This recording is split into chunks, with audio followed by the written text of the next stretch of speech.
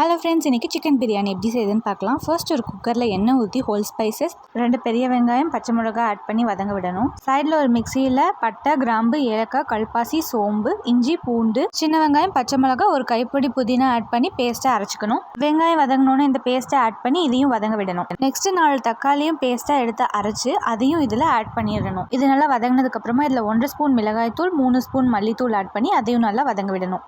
மசாலா வாசனை போனதுக்கப்புறமா இதில் நம்ம கழுவி வச்சிருக்கிற சிக்கன், அது கூட கொஞ்சோல உப்பு, 2 ஸ்பூன் தயிர் ஆட் பண்ணி கலந்து விடணும். சிக்கன் சாஃப்டாக தயிர் ஹெல்ப் பண்ணும்.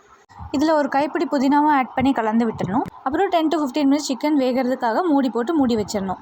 சைடில் 1 கப் ஜீரக சம்பா அரிசி ஊற வச்சிடணும். சிக்கன் 3/4 வெந்ததுக்கப்புறமா 1 கப் அரிசிக்கு 2 கப் தண்ணி ஊற்றி அதில் உப்பு ஆட் பண்ணிவிட்டு மூடி வச்சிடணும். தண்ணி கொதிச்சதுக்கப்புறமா இதில் ஊற வச்சிருக்கிற அரிசி ஆட் பண்ணிவிட்டு 1/2 லெமனையும் புழிஞ்சு விட்டுடணும். மூடி போட்டு வெயிட் வச்சு ஒரு 10 மினிட்ஸ் சிம்மில் வச்சா நம்மளோட சிக்கன் பிரியாணி ரெடி. ட்ரை பண்ணி